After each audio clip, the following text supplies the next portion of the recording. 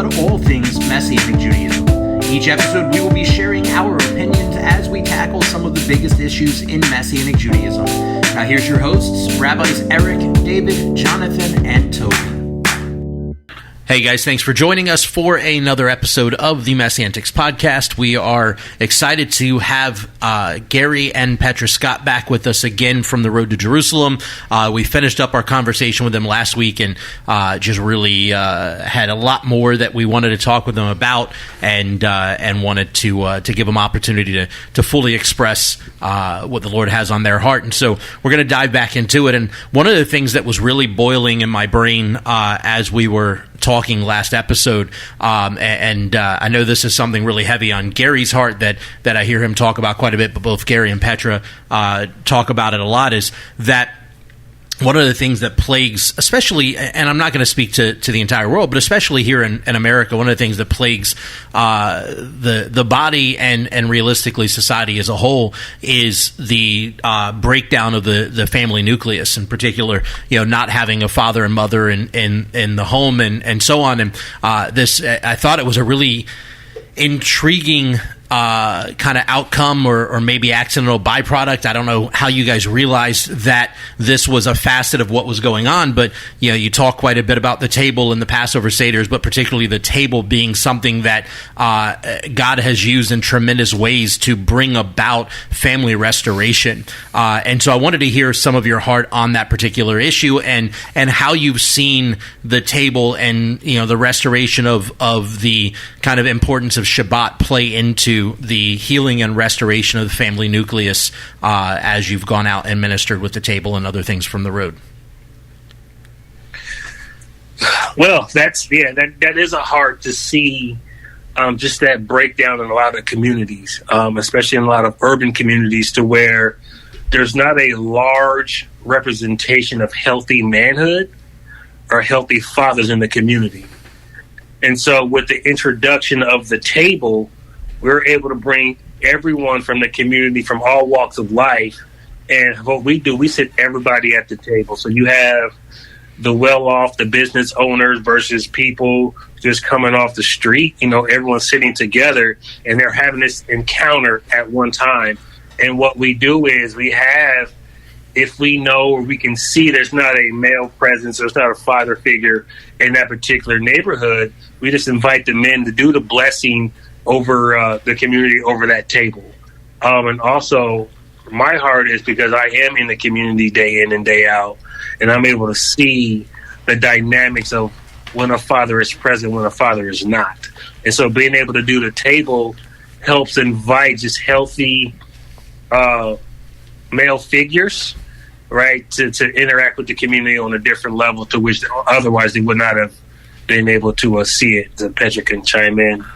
And just to add to what Garry said, most importantly, like he said, that table is equitable. We're all sons and daughters, but what we have seen is that the table establishes God as Father. Mm-hmm. So it's an immediate void filler. Mm-hmm. Because even though that absence is there... Petra, say that again. I think that was such a powerful statement. I don't want it to go past our listeners. There it is. I think the most important part about the table, especially in communities where fathers aren't present or there's just a significant absence, is that the table is equitable, meaning we're all equal sons and daughters at the table. And what the table does is it establishes God as Father. He's the head of the table. And when that's established, it immediately fills the void of absence of a fatherly presence. Wow, that's such a powerful statement just by itself. Yeah. And what we have seen as a ministry is that when people think of absence from a father, they feel like, now I don't have an inheritance. Now I don't have an identity. Now I don't have a protector. Those are the three big things that people typically look to in fathers. They look to some type of fulfillment of inheritance, identity, and protection. But when you're at the Lord's table and you say, man, I'm inheriting the rest in the shalom. What does shalom mean? It means nothing lacking, nothing missing. It's wholeness. So if I'm saying Shabbat Shalom, this type of peace to me on the Sabbath, I'm saying at this table, nothing in my life has to go missing. Nothing has to be absent because I have shalom in the Father. Then I'm also saying, whoa, he's brought me into community. I'm not at this table alone.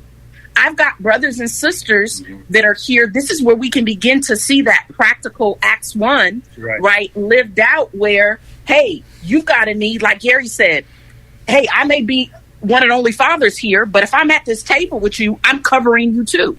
So now you can begin to even see the communal power that comes from all sitting at the Lord's table together. And then protection. What greater protection is there than the blood of Yeshua that gives us this inheritance and this divine access at the Lord's table?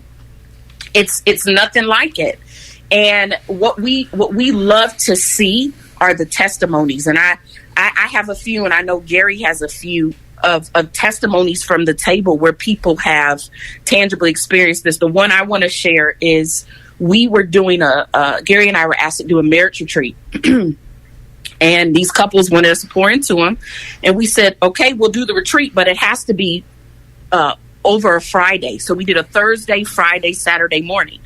And they said, well, why has it got to be with a Friday in the middle? Why can't we just start, Saturday and just do a day? I said, because we want to introduce you guys to the Lord's table. We want to introduce you to Shabbat. And they said, okay. And what we did was we had sessions on Thursday, and we really got to some root issues, identify some things the couples were dealing with. But on that Friday, we did Shabbat with them. We walked them through it. And when it came down to the blessing portion, we didn't just have the husbands read Proverbs 31 over the wife. What we did was we said, we want you to look at one another. We want you to say these traditional scriptures, but we also want you to give each other affirmations for what season you're in your marriage right now.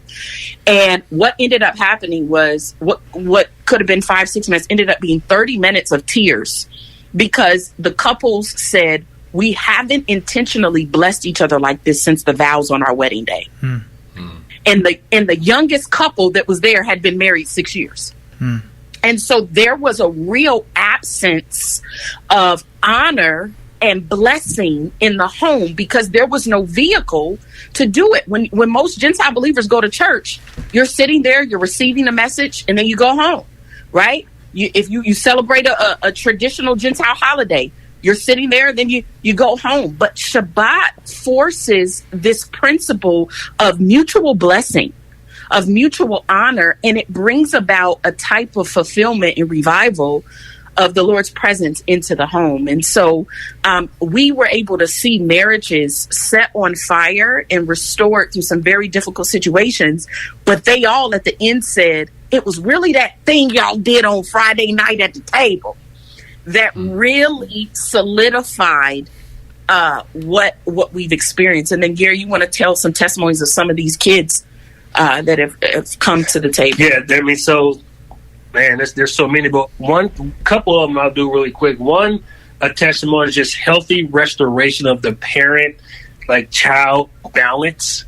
Prior to the table, I would mentor kids who were just having a hard time at home, and there's a lot of conflict with the parent, and vice versa. And so I would tell them, hey, just come to the table. Come hang out in the community, a neutral environment, and just encounter.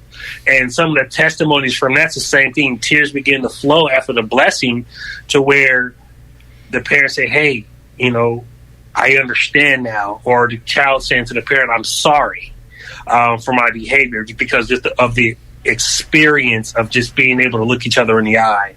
And not only just say, I love you, but just to enjoy one another in a holistic kind of a manner. And allowing them to put the week aside and just focus on each other in that particular moment. Also I've seen kids transform from, seeing them on Monday, Tuesday, Wednesday, stressed out from the week. And I say, hey, come to the table and just relax, and then watching them go from just tense and wound super tight with anxiety and pressure, just to see them smiling and hugging and just laughing for the first time in weeks. It's just some of the smaller testimonies amidst, literally I got hundreds of them.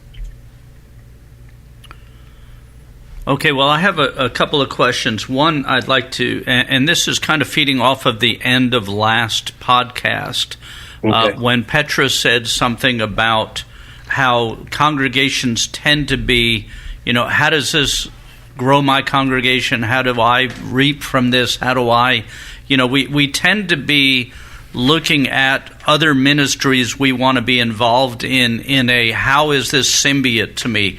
If I support them, what do I gain out of it? How do we help each other in that way? But how do you share the value of an outreach like the table that is reaching out to receivers rather than people that are able to be givers, so to speak? When you go to an inner city area where there's poverty, there's broken families, there's drugs and all that, and the people that you're ministering to are all going to be receivers and not givers. There's not a gain to the home congregation. You're in finances, maybe not even in attendance, because the purpose of the Rhodes table is not to get somebody necessarily to attend a particular congregation, but to so how do you explain that value to somebody so that they see the value so that they then support what you're doing? Well, two things. I love that question, Rabbi. Two things. The first thing is what we have done is we have shifted the paradigm on what typical American outreach is in the way we do the table. Let me explain what I mean by that. When we do the table, we do it in this urban area, but we don't just focus on the urban community.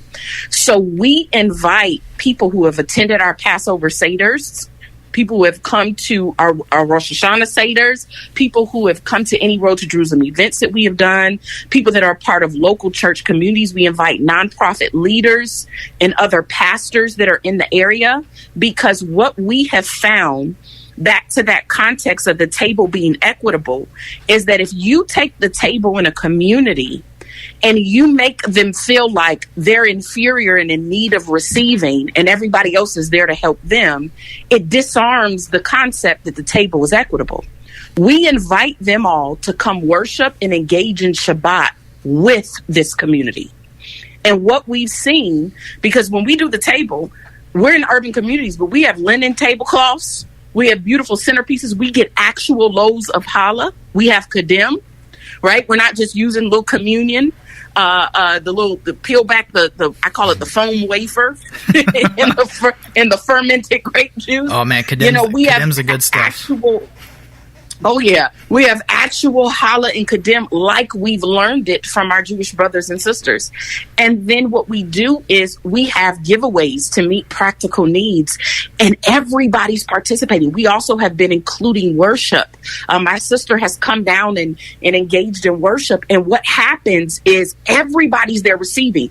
And it's these people in these urban communities. One of the testimonies that we received was a young girl saying, these white ladies sitting over here, they worshiping, receiving, and praying. Where in my community, they're sitting here eating dinner with me. We have a meal with dignity. We don't do, hot dogs and hamburgers. We do roasted chicken and French style green beans and rice and macaroni and cheese. We have catered meals from indigenous restaurants in the area or indigenous chefs from that area.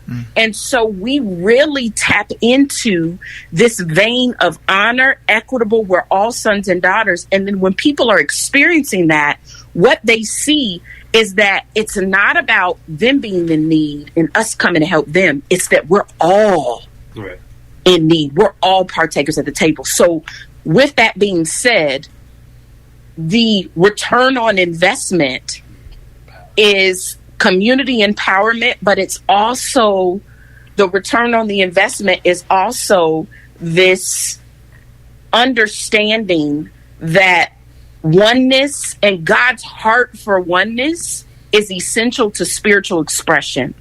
And when people begin to see, man, if I'm equitable at this table with them, this also means I need to be in relationship with my Jewish brothers and sisters. This also means I need to value this one new humanity, these and those being one that Yeshua talks about in John 17. It brings people back to this communal expression of kingdom faith.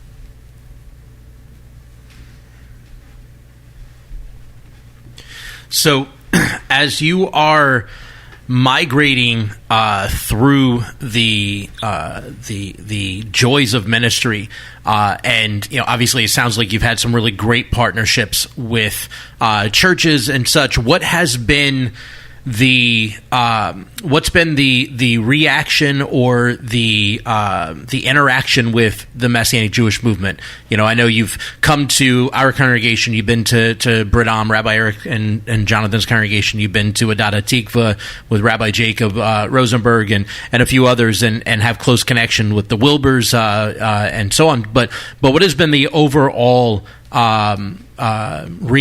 interaction with the Messianic community as a whole? Because clearly what you guys are doing is kind of more of a para ministry. It's not a congregational thing, but it is connected to congregations and involved in ministry with congregations and such. But it's a para, it's an outside of the congregation thing, and as a ministry that is very much Messianic at heart, but led by non-Jews. How have you seen the response from the greater Messianic Jewish community? That's a great question. It's twofold. I think our reaction from the greater Messianic Jewish community has been, for the most part, extremely supportive and receptive, because they have watched specifically me for years be a participant in Messianic community. We've attended conferences.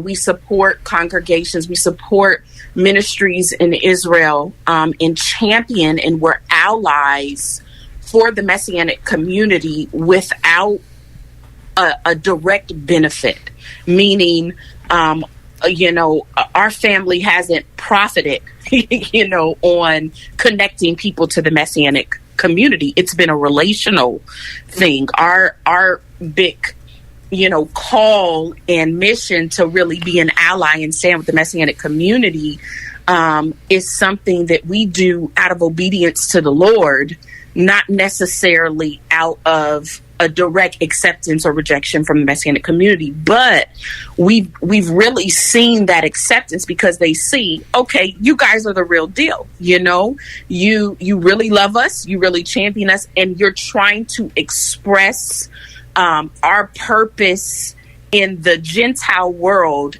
in a healthy, balanced, biblically accurate way. And so for that reason, there has been acceptance. I will be honest, I will say the majority of our acceptance has been a lot with the younger generation of Messianic leaders and Messianic rabbis that are coming up. I think there is still some resistance with sometimes older generations. And I say this with humility, because I've been an observer for many years, and I've watched how a lot of the older rabbis had to pioneer and really establish the Messianic movement. And I've watched the rejection that they've experienced from the church. And so sometimes there's skepticism when you have this Gentile, leader, Gentile ministry. Are you trying to work against what we work so hard to establish? And so with love and honor, I still try to build those relationships with the older generation of rabbis, but I recognize that sometimes there is still strong resistance, because there's been great hurt from the church. There's been great hurt from replacement theology and supersessionism and anti-Semitic behaviors from those using the name Jesus. And so I tread that line lightly, but I don't shy away from it, because I still desire to see, us as a ministry championing as much of the Messianic community as we can. And so that's been important. But I also want to give this PS, is that I believe in the Great Commission as it accurately is interpreted. What do I mean by that? In churches all over America, you hear the Great Commission, go ye therefore. It's used as, this is what Jesus is saying to us, to go out and evangelize and to go out and be missionaries. No, the Great Commission was given to the Jewish disciples, right? To go as Jewish believers and be a light to the nations. And I believe that doesn't exclude me as a Gentile, but I need to be in relationship with Jewish believers that are living that Great Commission for me to accurately live my Great Commission. And so every time we get the chance to share or talk about what we're doing, we always try to find ways to empower Messianic believers. As I said in our first episode, our dream and our long-term goal is to see a 2x2 situation happen where you have a Gentile and a Jew, both believers, doing regular expressions of this demonstrated one new humanity in urban and hurting communities throughout the U.S. That's the ultimate goal, is that it's back to the Great Commission, where for instance, Rabbi Eric, you and Jonathan are doing, and Rabbi David, you and Rabbi Toby are doing. You all are that 2x2, Jew and Gentile, being a light in your communities. And there's something anointed and special about that. Hey, Petra, this is Rabbi Toby, and I think, and this has been kicking around in my mind really since the last episode. But what you just said and what you guys do, I just want to go back to what you said in the last episode, which is some of the most intense warfare that you've experienced has been in this battle for attaining unity between the Jew and the Gentile. And I don't want to say this is so much of a question as more as it's kind of an exhorting statement. I see very much what you guys are doing has a very Pauline calling. Paul was a Jew. He was a Jew's Jew, but you guys just have such boldness, and you guys do what you do without any fear. It's kind of like, you obey the Lord and you leave the consequences to him, and that's very much how Paul was. Paul's like, look, I'm going to obey, and I'm going to leave the consequences to God no matter what happens. But I'm bringing up Paul because, and you guys are familiar with this part of Scripture. It is one of, to me, the most interesting moments in Scripture, and one of the most interesting moments in the New Testament or the New Covenant, the Brit Hadashah. And that's in Galatians 2 when Paul describes, the Apostle Paul describes a confrontation he had with Peter. And there's so much to unpack with this incident, this exchange between these two giants in faith. And interestingly enough, what was happening is Peter, who needs no introduction, was one of the OGs of the OGs. That's right. They were eating. What you guys do, a very important part of the backbone of you guys' ministry and how you deliver how you deliver your ministry is through having table, is through sitting and eating. And this is what Peter was doing with Jewish and non-Jewish believers. Yeah. And Paul was there. And then when members, also believers of the Jewish circumcision, but they were believers, when they show up, James and those guys, or Yaakov and those guys show up, Peter gets up and leaves and withdraws from the Gentiles. And I love Paul's reaction. Paul, because because what Peter was doing was not in line with the gospel, said, Peter, what are you doing? And I just think that what you guys, I think the Bible is saying very loud and clear, this is a struggle that we even experienced, that we have to fight against today.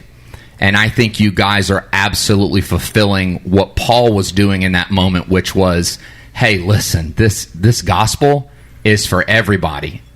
And I love that they were having table. And, honestly, it's encouraging for me that even a giant of the faith like Peter had moments of going off mission, Yeah. So anyway, I just wanted to say that, it's just trying to move his tray. Yeah.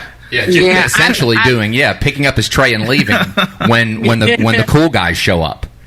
You know, I love that you say that, Rabbi Toby, because even this is another part of Rabbi David's initial question of our impact in the Messianic community.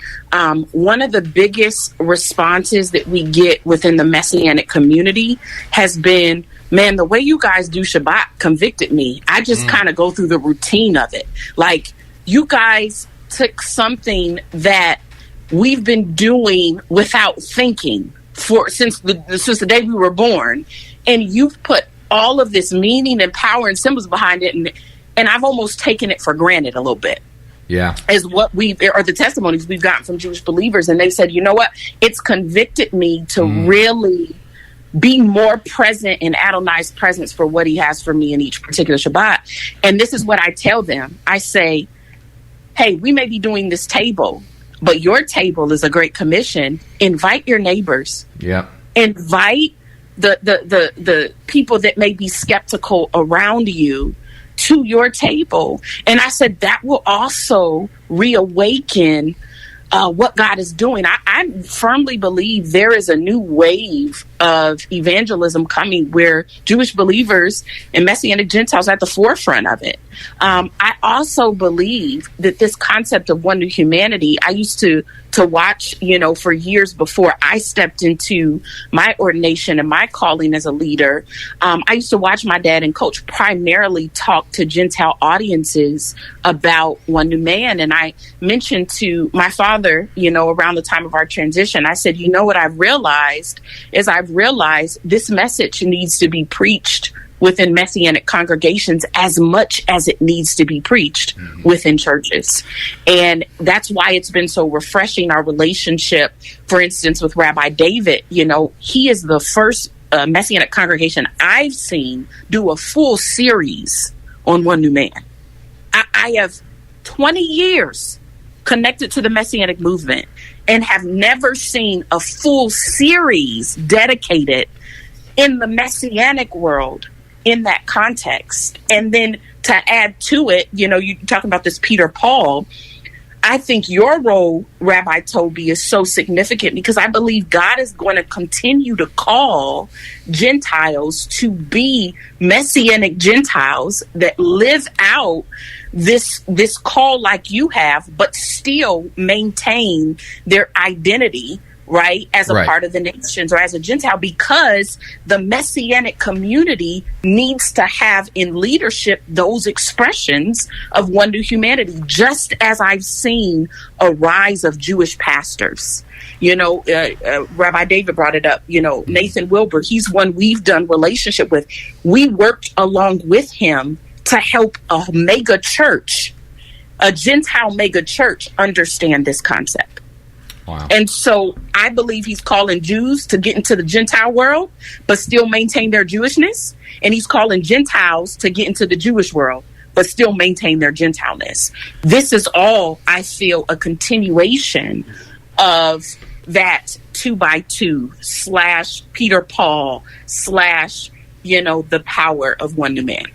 Okay, I'd like to ask a question that kind of directs to the two of you personally, and that's this: when just being a believer, a Bible believer today, makes things a little weird anyhow, because society is pushing against it so strongly, and then to be a Jewish believer adds to that weirdness, to that the whole nother level of complexity. Level of complexity. But the two of you are African American and part of the Messianic movement and part of the church, all working together. And so I'm curious, in your unique calling as individuals, from your background, as God created you and purposed you to be, what are the biggest obstacles in being that connection between the church and Messianic Judaism and the city? And what are the biggest advantages? What do you see that God has gifted you purposely to and designed you that gives you an advantage in that ministry? So if that makes sense, the obstacles that you come across, and then the distinct advantages that God has given in your unique calling? Awesome. Yeah, we'll both answer this question. I will say this. I will say, we'll start with the obstacles. I feel that the biggest obstacle is the pull of both sides to be exclusively a part of just one community. You know, it's a common practice and it's something that we get all the time, where we'll be connected in the Messianic community, and that Messianic community says, we want y'all here. And then we get connected to church. That church says, no, we need y'all here. Right. And we're going, we can't be with none of y'all like that. You know, we can be distant mispahah, but we have to have feet in both places. That's the greatest obstacle, is even selfishly. Sometimes we're like, we just want to just lay down in one bed. But it's a missional call, right, that we have to be in both places and in both worlds. And that is, I would say, the greatest obstacle. But I think some of the greatest blessings, Rabbi Eric, and some of the greatest advantages are, just to give an example of you. You know, when I got the chance to come out to Brit-Am, you didn't just selfishly say, well, Petra, you're coming out to Brit-Am and you can just minister at Brit-Am. You connected me with a local pastor, and we had, who was skeptical. He didn't know me from a mouse in a sandy desert, right? He had no idea of who I was. But through your relationship with him, you know, we were able to have a conversation, and immediately here's what happened. The Holy Spirit took over. He says this. He said, Petra, you ghosted me, meaning Holy ghosted me. He said, I thought it was going to be a 5-minute conversation, and it was a 45-minute conversation. And he went from wanting to say, God bless you in the name of the Lord, sister, to giving me both of his services to speak, to giving me the ability to pour into his team. And that's a great honor. But Rabbi, the advantage was, here you were, a rabbi, understanding my call to both worlds.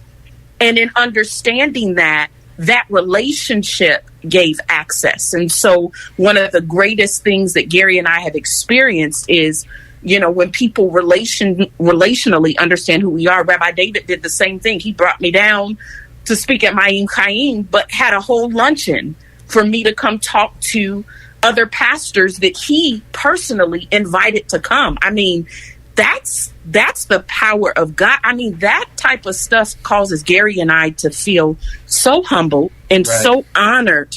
And I wouldn't trade that for the world. But if I was only in the church world, you guys wouldn't be able to do that. If I was only in the Messianic world, you wouldn't have been able to do that. And so the advantage is relational connections that understand the importance of both. And at the end of the day, I'm able to help, you know, the Messianics better understand the church, and the church better understand the Messianics, for the purpose of what? Journeying towards the road to Jerusalem, being one in Messiah for the kingdom of God. Right. And just to piggyback, one of the blessings is it allows us to be an advocate, a third party to go into situations and be holistically who we are, share the heart of the Father, and as she said, just bring transparency to both sides. And even to help mediate and orchestrate even some of the difficult conversations, which has been a huge blessing as well to bring about unity. And the third piece I would add to that, which I think is very valuable, because we're in both worlds, we're advocates, but we're also agents. Absolutely. I cannot tell you, since I've been doing the Road to Jerusalem, the number of the number of Jewish Christians that we introduced to the Messianic movement. We had one sister who we met at the church we were serving at here in Jacksonville. And she said, I think I could be Jewish. I said, well, you done ran into the wrong Gentiles. because we're going to help you fish it all the way out, And she then began a process, got an ancestry DNA test, my brothers, found out she is a very large percentage Ukrainian Jew. From there, she then began to get in touch with Jewish relatives that they had no communication with. She reintroduced her family to Shabbat, did the first Hanukkah that they had done in centuries with her she single-handedly has been restoring the Jewishness to her family. And then she has been connecting with Messianic communities. She went to her first Messianic conference and was in tears most of the time. Just this past July, she was in tears because she said, one, I've never been around this many Jewish believers. And then two, she said, I've never felt so honored and comfortable to live and be all of who I am. And so we've been able to be, by being in both worlds, agents to help those that have been Christians but have Jewish background be back connected, or not be back connected, but to be restored to their Jewish ancestry and lineage, which I believe is also an attack of the enemy to keep Jewish Christians from embracing their Jewishness.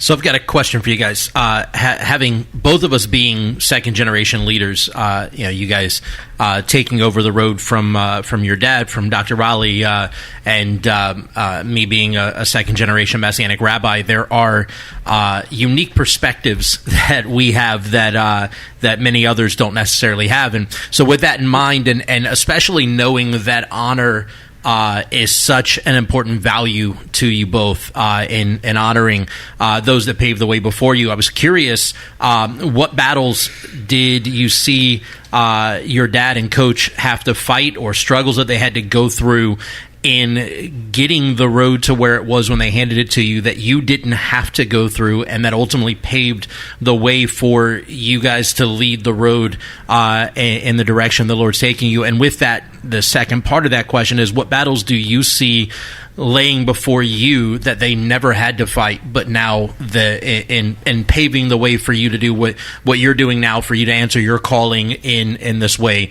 What battles do you see laying ahead for you guys? Great question, Rabbi David. I'll keep it simple. I think the biggest thing that they had to battle and pave the way on was the presence and the acceptance from the Messianic community. When I tell you, and I want to just give so much love to my mother as well. My dad and my mom first really jumped onto the scene when my grandmother, my dad's mom, passed away. They were on their way to their first Messianic conference and found out my grandmother had passed away, and they continued to go because they felt like we can't let anything keep us from solidifying our relationship with this community. And they went and they established their love for and their support of the Messianic community, no matter what it would cost them. And it cost them greatly. It cost them losing many relationships and advocates and supporters who felt like, what's this weird Jewish stuff you're doing? It cost them a lot of what they had built as far as name and reputation within the Gentile Christian community. But at the same time, it opened up the door for them to have relationship with the Messianic community as a trusted brother and sister in the Lord. I will tell you this, and you all know it. The Messianic community is tight-knit. It is protected. If I had to just come now onto the scene, I would be a random person and it'd be like, absolutely not. You do not have access. But because of what my father and what Coach pioneered in that relationship with the Messianic community, to this day, I have rabbis that will call me and say, hey, this and this Gentile ministry wants to partner. What do you think? I've been a trusted source to vet because they know that I know the community well. And then they also know that I discern the Gentile world as well. That is huge because we can't be a ministry of reconciliation if we don't have access in the Messianic world. So that's the biggest thing And it's interesting. Sorry, I don't mean to cut you off, but it's interesting you point that out because the reality is Messianic Judaism is kind of a niche market, if you would, a close knit community to a lot of degrees, and we're quick, as you mentioned in the first episode, that Rabbi Robert Solomon did in coming to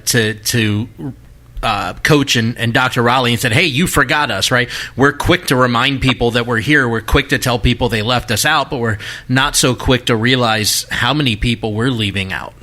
Mm-hmm. Yeah, that's huge. That's huge. And I think being accepted has allowed me to have those conversations and also open the door to those relationships. I would say the biggest hurdle going forward that I faced that my dad and Coach have not had to face, and I'll make light of it because I can be silly sometimes, is, they've never been women in ministry. And the hurdles... Can you make that statement today? Is that socially acceptable? No. I don't know. Don't cancel. But yes, I think the biggest hurdle that I have that they don't have is being a woman in ministry. I recognize that many people and places are in different spaces when it comes to the women in ministry, the women in leadership conversation. But what I do know and what I do believe is that I have to be steadfast with the call that God has for me. And I cannot, nor will I ever take on offense or bitterness, because that can totally pollute what I believe is the purity of the anointing God wants me to operate and flow out of. There are rabbis that absolutely love me and have championed me and have invited me into their pulpits in their congregations. There are pastors that have done the same. But then there are rabbis that love me but would never have a woman come speak on their pulpit. There are pastors that aren't comfortable with women speaking in a pulpit or with my ordination status, the fact that I am an ordained pastor. And so I don't ever believe in being forceful or pushy. I believe in healthy, loving conversations. I can debate if we need to debate, but I'm not going to argue with anybody or try to convince anybody of the calling that I have in championing this message. And so I have still, sadly, experienced many obstacles because I am a woman in ministry, but I have been abundantly blessed. My husband has championed me. He's kicked a couple of foreheads and doors. He's my biggest advocate, but what he reminds me of is constantly being faithful to the call that I have and being consistent and keeping my focus on the Lord. And here's what I believe, my brothers, what God has for me is for me. If there's a place and space I'm supposed to be in, no man can keep or woman can keep me from that. If God has gone before me, I have to just stay obedient to the course and to be consistent with that. And so while those issues may still be there, and while that may be my biggest obstacle, it's by no means a point of discouragement. Right. Yeah. I have a final question for you guys, for me at least. So, and not to sound silly, but so the name of the ministry is The Road to Jerusalem. So I'm thinking about Jerusalem, and it just led me to a question. Have you guys ever done any ministry there, had your feet on the ground in Jerusalem and Israel and done anything, in the land? Yes. So I love that question. And I'm going to answer it twofold. Yes. So my father, back in 2014, God shifted his vision when he was still leading the road to be all about getting pastors to Israel, and then in Israel connecting them with Messianic pastors, because in Israel they like to be called Messianic pastors, and Messianic para congregation ministries. Okay. that those pastors could then have a direct connection with the land. And so he had done 2 trips, whereas the Road to Jerusalem, he took pastors to Israel, and he also even opened it up to like leaders of missional organizations, and he connected them with the Messianic pastors / rabbis that are there, and the missional organizations, and they had a mini Road to Jerusalem conference while in the land, explaining to them the importance of Ephesians 2 and one new man, explaining to them the importance of John 17, these and those being one. And what they found was pastors being in the living Bible, right? Right, being of course. in the land, were more receptive to even receiving the revelation of Jew and Gentile as one. Being in the land, it almost had like a greater level of revelation. And that was something that my father said we need to continue to do, because from that, not only was he directly connecting pastors with the land, but then he was like, I can even invite Messianic rabbis to come on this tour with us. And it's connecting even stateside relationships as well as relationships with those in the land. So post those 2 events, the feedback from it was the language barrier. Right? It was hard for them to stay in communication. Many of those leaders were primarily Hebrew speaking.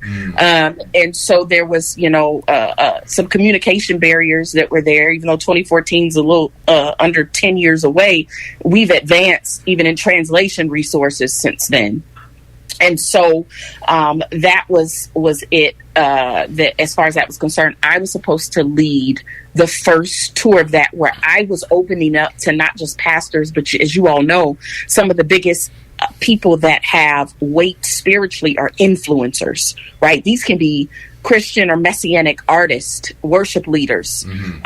These can be just voices that don't necessarily run a church or congregation, but have a more spiritual sway and influence over young minds being shaped. So I wanted to do my first tour that was going to be led by me with pastors and influencers. We had it all booked for, guess what year? 2020. Oh, of course. And so that ended, but to God be the glory, because at that time I didn't know that I would be president and CEO 2 years from then. Right. And so since we've kind of recalibrated the ministry in a way, we are going to get back to having an Israel trip. That is one of, I'd say there's 2 questions we get asked. The number 2 question that we're asked is, can you take us to Israel? Where's your Israel trip? Are you going to Israel, right? Right. The number 1 question that we're asked is, when are you going to do a Road to Jerusalem conference stateside? And so with that being the number 2 question that's asked of us as a ministry, we are going to get it back going. We really want to target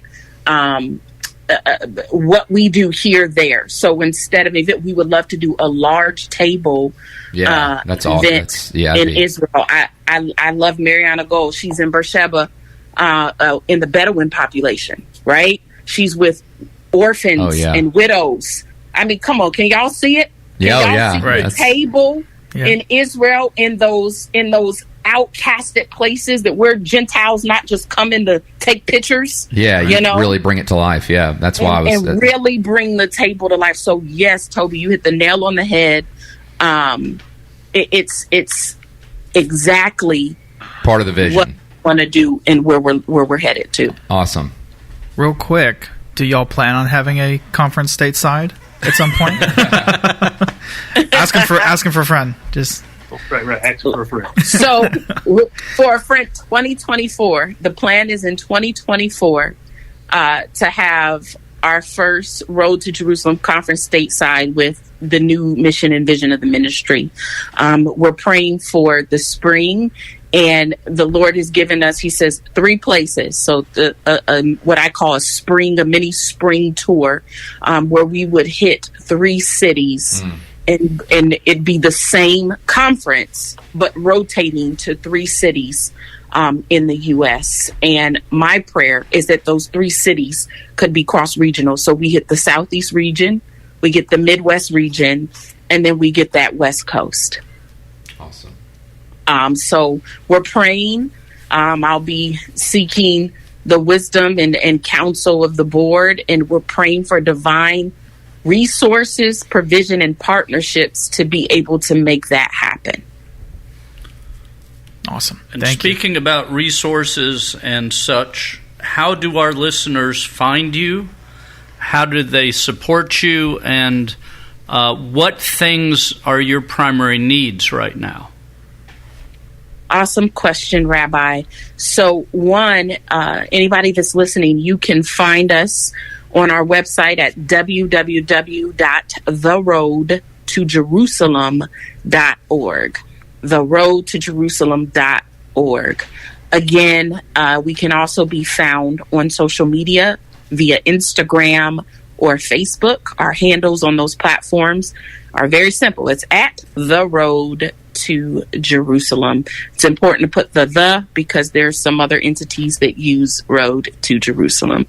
But those are the ways that you can contact us. You can send us emails. You can direct message us on those sites as well.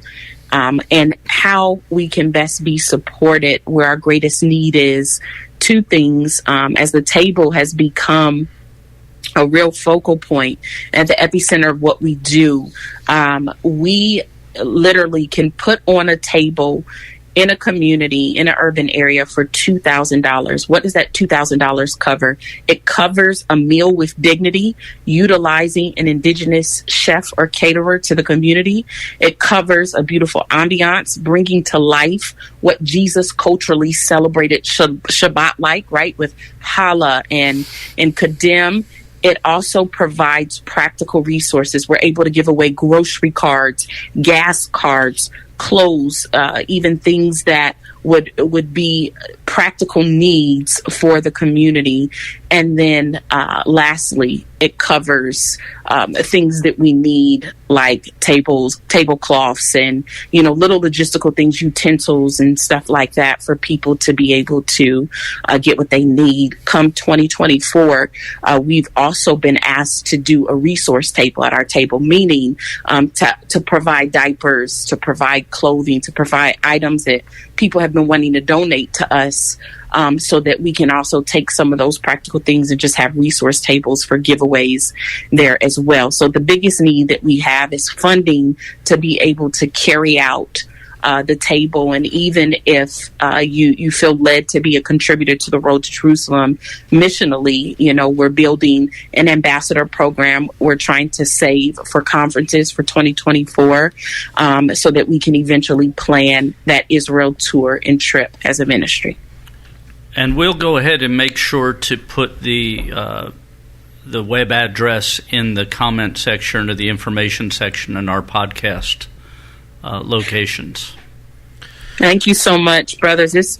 It's an honor to be here. Gary and I are, as we said in that first episode, we are avid supporters of the MessianTics podcast. What you guys are doing, you're really bringing not just biblical truths, but issues and topics. You're making it plain in layman's terms, but you're also bringing depth and revelation. So just keep doing the amazing work you all are doing, and we love being in relationship and in partnership with each of you. Absolutely. The same to y'all. We love y'all. Love you guys.